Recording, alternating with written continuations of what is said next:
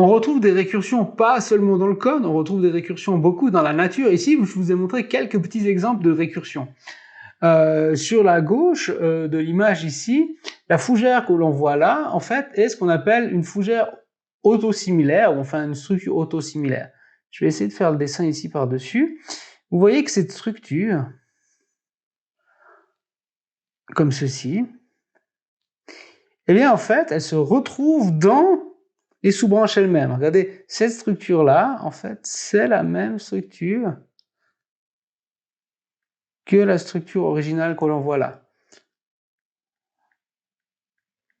C'est une structure autosimilaire qui se décrit extrêmement bien avec des équations de la récursion. De la même manière, ici vous avez un flocon de neige, et bien les flocons de neige peuvent également se décrire avec des structures autosimilaires. Et puis le chou romanesco qu'on a là, qui est une forme de chou-fleur un peu particulier, ça c'est le chou vu dans son ensemble. Vous voyez, ici on a le chou dans son ensemble. Et si on prend une petite partie dans laquelle on zoome, eh bien on retrouve la même structure que dans la structure de base, et on la retrouve encore ici à l'intérieur. C'est des structures autosimilaires. Alors ça c'est dans la nature, eh bien cette inspiration de la nature, on peut la prendre pour pouvoir en fait en informatique implémenter des choses assez belles et surtout très utiles. Là on voit cette première image qui est en fait un arbre.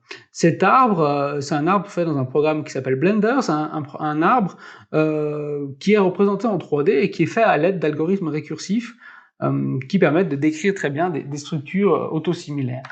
Sur la droite, ici, on voit la même fougère que tout à l'heure, regardez, c'est la même fougère qu'on a ici à gauche, celle-ci donc, et on peut la décrire, ce type de fougère-là, on peut les décrire avec des systèmes qu'on appelle des L-systèmes, qui sont des systèmes en programmation qu'on appelle des systèmes de Lindemeyer, qui en fait décrivent à l'aide d'une grammaire générative de telles formes telles qu'on les voit là. Et puis finalement, on retrouve aussi dans les structures autosimilaires quelque chose que vous avez peut-être déjà vu, des fractales qu'on aura l'occasion de rencontrer lors des projets de fin de semestre. Alors j'ai ici deux petits exemples que je souhaite vous montrer. Le premier, ce sera un exemple de fractal. Alors j'ai un petit film que je peux vous montrer sur YouTube, mais tout d'abord, je voudrais vous montrer comment, en fait,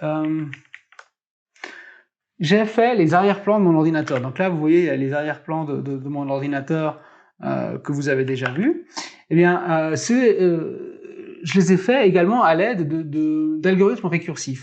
Donc ça, c'est un programme de 3D qui ressemble beaucoup à ce que vous utilisez à l'école Inventor pour faire de la mécanique. Ça, c'est uniquement pour faire de la 3D. C'est un programme gratuit qui s'appelle Blender. Et puis, j'ai développé un bout de code qui, à partir ici de ce tore, eh bien, fait la chose suivante. Là, vous voyez sur ce tore, sur ces différentes facettes-là, eh bien, ce que j'ai fait, c'est que j'ai fait un bout de code qui prend les facettes et puis qui va les extruder de manière aléatoire.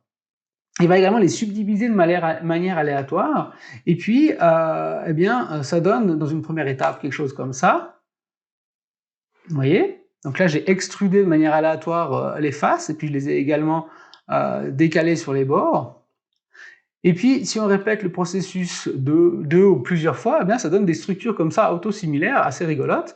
Et puis, pour peu qu'on fasse un dessin en couleur, eh bien, on obtient quelque chose qui commence vaguement à ressembler à l'arrière-plan que j'ai sur mon ordinateur. Et ça, c'est quelque chose qui sera peut-être mon prochain arrière-plan sur mon ordinateur. Voilà. Alors, si on retourne maintenant à notre code, vous trouverez sur le site où il y a les informations sur la récursion, une petite vidéo sur les fractales, pardon. Vous verrez également deux vidéos, une vidéo sur les arbres et puis une autre vidéo sur les flocons. Deux vidéos qui nous permettront de faire le lien en fait avec les laboratoires qui va venir. En conclusion, la récursion, c'est parfois une manière très naturelle d'exprimer du code. Vous avez vu, on a pu prendre simplement la définition de la fonction récursive mathématique, et puis on a pu écrire le code de cette fonction récursive. De la même manière, eh bien, les codes récursifs sont toujours dérécursifiables. On a l'exemple pour l'algorithme factoriel, on a une version qui était itérative et une version récursive, mais de manière générale, c'est pas facile, mais c'est toujours possible, et ça c'est un résultat de l'informatique théorique, c'est toujours possible de récursifier un bout de code. Merci beaucoup pour votre attention, et je vous laisse ensuite passer aux exercices.